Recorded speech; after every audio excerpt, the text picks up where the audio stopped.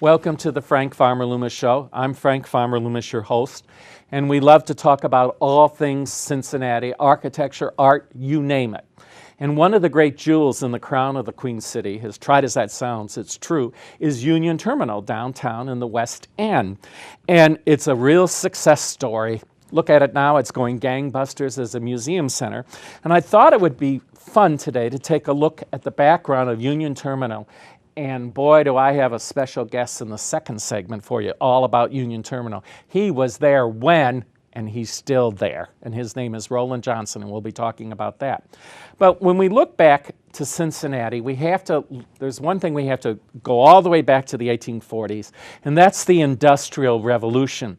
And the Industrial Revolution started in the 1700s, and in the late 1840s, practically everything was being made by machinery. It had replaced hand production, and that's hence the word Industrial Revolution. The Industrial Revolution is still going on today. Computers are a later aspect of it. You look at this daguerreotype, again, a daguerreotype is an example of something from the Industrial Revolution instead of a hand-painted picture. There's Cincinnati down on the Ohio River, big-time city. Can't look at the Industrial Revolution without talking about the Ohio River and the steamboats. And then what replaced the steamboats were the railroads. And they were invented in the early 1800s in England. And by 1869, the east coast of the United States was connected to the west coast when the Central Pacific Railroad and the Union Pacific Railroad were united in Utah. And they pounded in that great big spike of gold. So when the cities had the railroad connections all over the country, it was quite a status thing. It's sort of like nowadays with the latest in airports, to construct a huge train station or terminal. And this also ties in with the Industrial Revolution because by the 1850s, modern construction ways were coming about. And the prototype for all the great railroad stations in the United States, including our Union Terminal, and even the Crown Conservatory in Eden Park, was the Crystal Palace in London. And it was a building made out of glass and steel, and it was a huge exhibition hall. And it was a World's Fair in London, and it revolutionized construction all over the world. And think of it like the Crown Conservatory, and you've got it very, very well. Well, in 1851 in London, in 1852, we have our own example here in Cincinnati, Findlay Market and over the Rhine. Beautiful, beautiful, that is another success story for historic preservation. And if you look at the facade there and then you go inside, you can see the huge area that steel allowed to have this open area. 1 year after the Crystal Palace in London, it shows you how advanced Cincinnati was. Well, by the mid-1800s, railroad stations were so statusy across the world in the United States that the great artist Monet in the 1870s painted a famous train station that you can see here at the Gare Saint-Lazare in Paris. And you see the smoke and everything, but in those days that was considered quite statusy. So that's what Monsieur Monet painted when he saw this train station. He's why we love Impressionists. But look at the next picture here, and it shows you what it really looks like. And you can see the steel sheds and everything, the open area. And then here is the facade of the Gare Saint-Lazare that dates back to the late 1840s. Now, as I said, Monet did the Gare Saint-Lazare. In Cincinnati, before there was a Union Terminal, we had different train stations all across the city before Union Terminal opened in 1933. It actually replaced 5 various train stations, hence the word Union. It organized everything. And these stations all were built in the late 1800s, and they were across all over the city. And they were, quite frankly, out of date. And it didn't befit a city of the standing of Cincinnati. And when you came into Cincinnati, you'd go to these other train stations. Very few of them would take you straight through Cincinnati. So you'd have to go to one train station and then transfer to go to another train station. It's sort of like flying into de Gaulle in Paris, then you got to take the subway to go to Orly and things like that. And, you know, Cincinnati, it was a bottleneck, and, you know, they weren't making as much money as they could. So as early as the 1880s, they were talking about this, and they were thinking about doing it down on the riverfront where the Banks is. And this was in 1910. and they had a budget of $30 million back in 1910, and they decided that was a little too much money in 1910. Then World War I came along, and the government had controlled the railroads during the war. Well, by 1924, and you can see this picture here, not quite 1920, this picture probably dates 1930 because of the crude tower, but by 1924, they formed an organization called the Cincinnati Railroad Development Company, and it was headed by a local businessman, George Dent Krabs, and he was the president of this. So in 1926, he got all these railroads to agree on a unified freight facilities, and in 1927, the railroads also agree to consolidate the passenger facilities. That was the beginning of our Union Terminal. Following these agreements, the Cincinnati Union Terminal Company was formed, and the rest would become architectural history. Now, in the site in 1925, originally they were thinking down on the river, but in 1925, they decided on the west end of Cincinnati. The land was cheaper there. They could have that great parkway, you know, that you could ride up to it to this day. They could have the street that goes underneath, and it would be a lot less expensive than downtown on the riverfront, and it would develop that area for more commercial use. So if you see this picture here that was taken just after the construction of the Carew Tower of downtown Cincinnati in 1930, it gives you an idea of how important Cincinnati was. In 1930, it had a population of over 451,000 people. Now, as you look at this picture, in the center there, just slightly to the right, is the wonderful 29-story, in those days it was called the Central Trust Tower, today it's the PNC's tower. Slightly behind that is the 49-story Carew Tower. Just to the left is the Netherland Plaza Hotel. Wonderful buildings, and they have a lot to do with the architecture of Union Terminal. So the site was chosen. They hired New York architect Alfred Feinheimer and Stuart Wagner, and they were deciding what to do. So what did they do? They looked back at past great railroad stations. They looked at Grand Central Station in New York, which in the late 20s was a very young station. It was 14 to 15 years old, so it was relatively new. They looked at that station, and this is where I had the most fun getting ready for today's show. And you all know Grand Central Station. It's celebrating its centennial. It's on 42nd Street. They looked at that building, and then they looked at a slightly newer building, Union Station in Chicago, which was built in 1925. 1925, brand new practically. Both of these buildings were neoclassical. They were based upon Roman architecture, Roman and Greek. So as you look at these, you see lots of columns and everything, even though they had the high-tech sheds and everything. Guess what? They decided this was too old-fashioned. I love it. So they looked to the Art Deco style of the Carew Tower and the Netherland Plaza Hotel, and all of that is streamlining, no ornamentation. They built Union Terminal.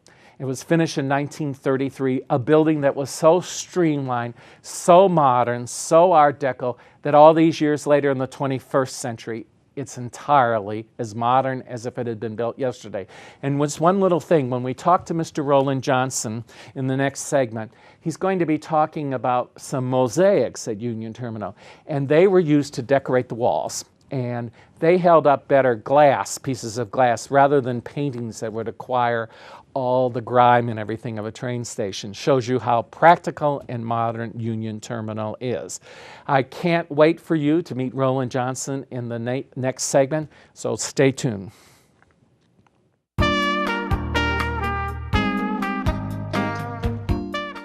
Welcome to the second part of the Frank Farmer Loomis Show, and I'm delighted with this section today because this is a hugely successful story of preservation, and I would like to introduce my special guest today, Mr. Roland Johnson. Roland, thank you for being on the show today. Well, thank you. It's a pleasure being here with you.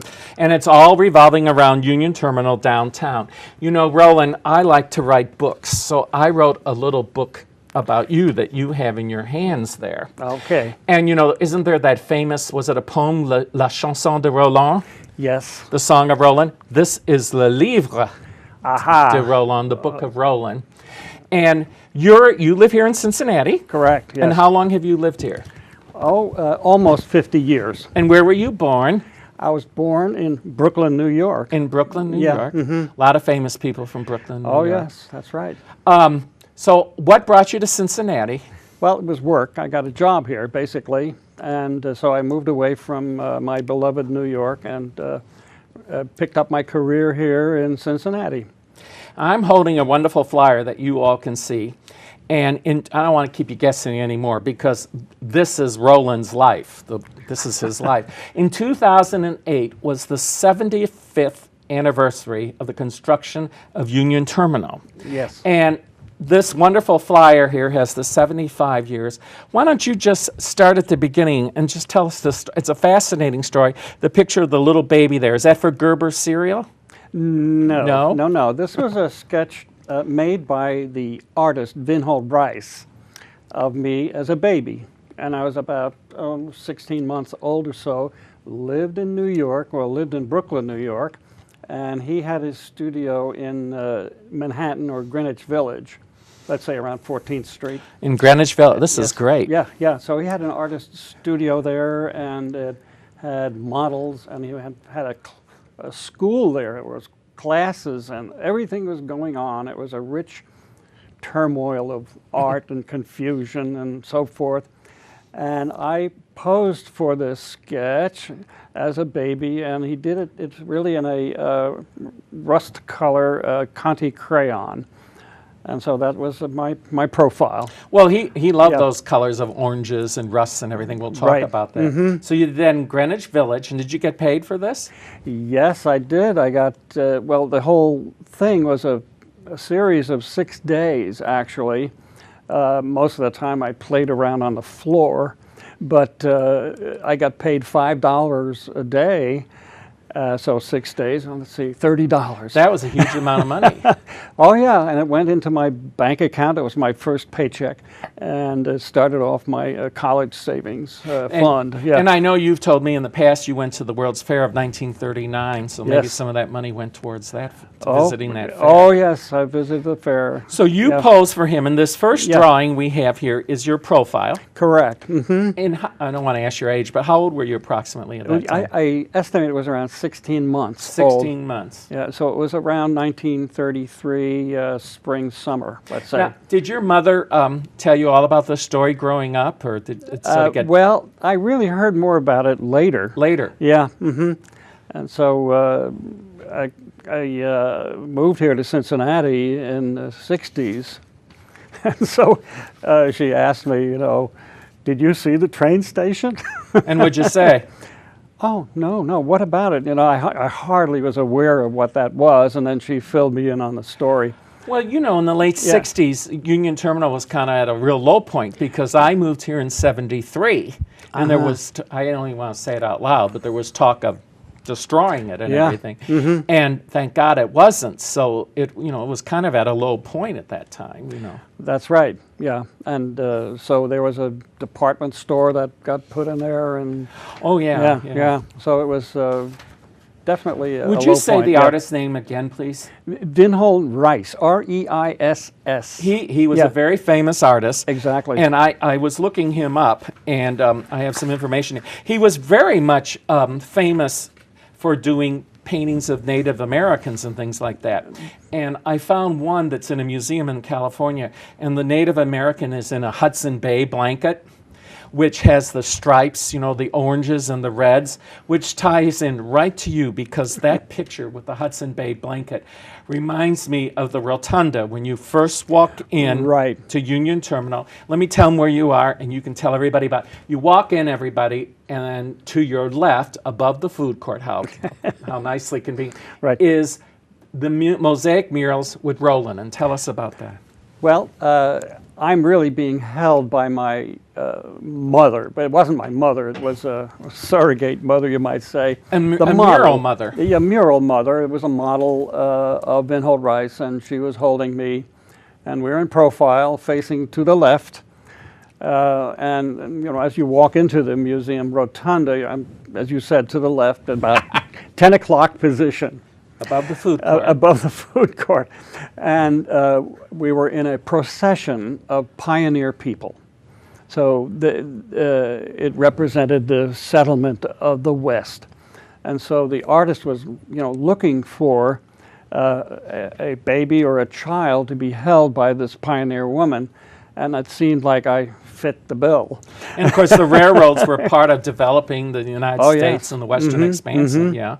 So the other characters in the mural were like an old man holding a gun, and there was a young man bending over looking through a transit telescope, you might say, and he was a surveyor. And that young man was actually Vinhold Rice's son. And he was about, I think about 16 years old at that time. So we were part of this procession. You can see cactuses and so forth blooming. Well, you're kind of like the Mona Lisa of Cincinnati in a way. Well, and Roland's been talking about the mosaic, and just that's a wonderful example. And it's the art of creating images with small pieces of colored glass, and it doesn't. It goes way back to the Roman times and everything. And even though Union Terminal, when you were posing and they were making that mural, it was really modern. Absolutely. And the artist was using an old-fashioned way. And I just thought it was fun because another very famous mosaic glass dome is in Marshall Fields on State Street, State in Washington. And it's the Tiffany, and I got a picture there for you, Ron. It's a Tiffany dome of iridescent glass. And that was done like in 1908. And keep going. It's past your. I know you can't get past your pictures. No, I'm just kidding. But so the mosaic went all the way back to ancient time. When you, of course, at 16 months, you probably don't have much of a recollection of this. Hardly. Yeah. And then we've got a picture of you here up on the ladder. Yes. And looking towards your mosaic mother. Yes. And your mosaic self. And what were you thinking of?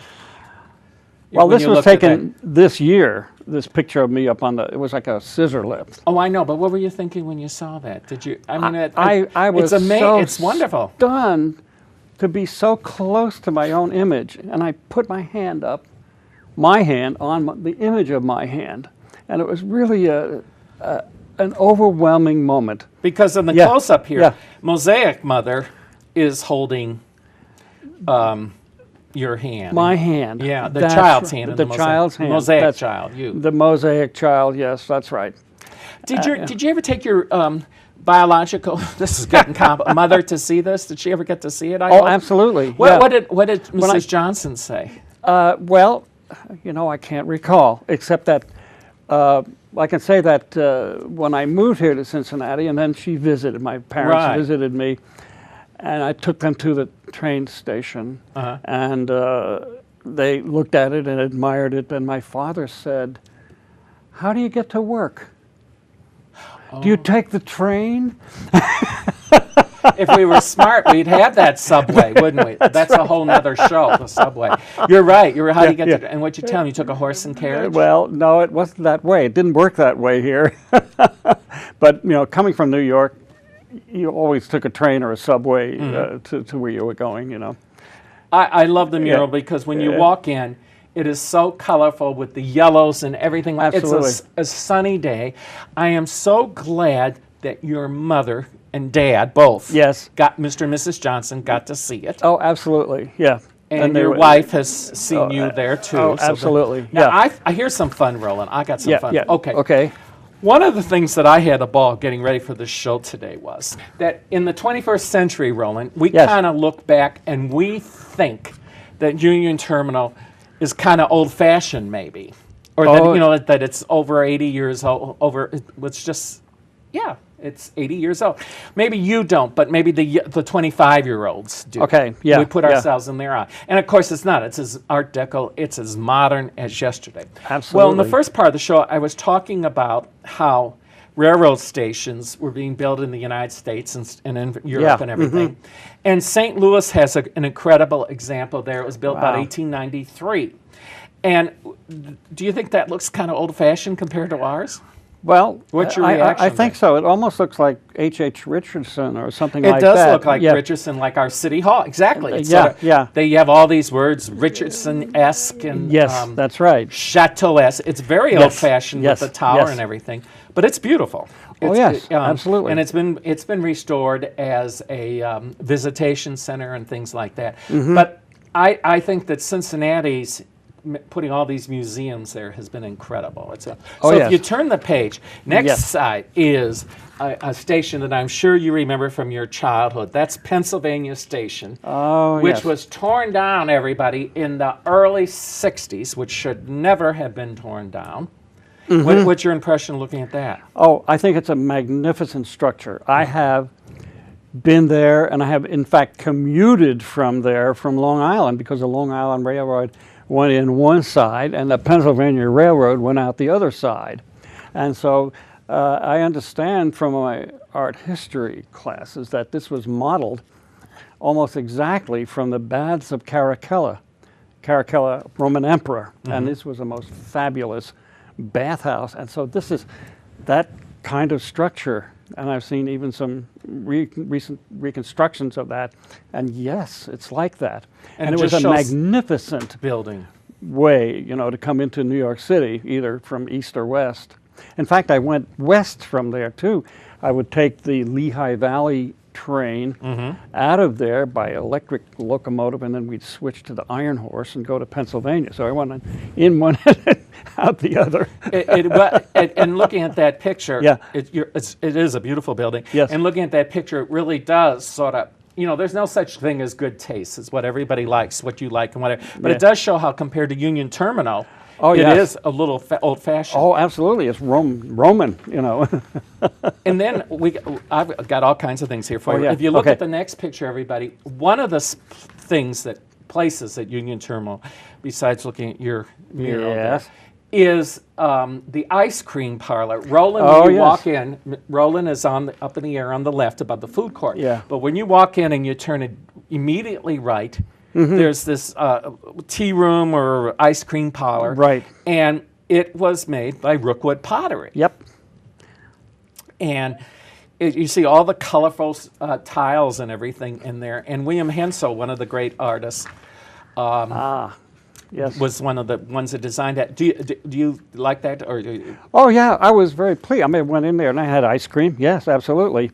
And it was very colorful. It was right in your face, really. It was. you wouldn't want to order vanilla ice cream there, would you? You'd want orange sherbet or, Oh, yeah. or something like that. Right. But that's the happy, gleeful, which is another, if you look at the next Yeah. picture, where Roland's, the Rotunda, Le Rotunda de Roland, is yellow and oranges and everything. Right. And when you walk in, and it's so happy, Yeah. or chipper, that it reminds me of a lot of these advertisements in the 1930s Oh, for yeah. men's clothing. That sweater is a very loud color. He's wearing orange Oh, yes. socks and everything. But if you really want to turn this into the ultimate set of Chinaware dishes, was Fiesta ware, which is Yes. still made in the U.S. What are the colors for Fiesta ware? Oh, well, they're reds and yellows and oranges and very intense colors. Yeah. Just like your, intense, Yeah. like your mural there.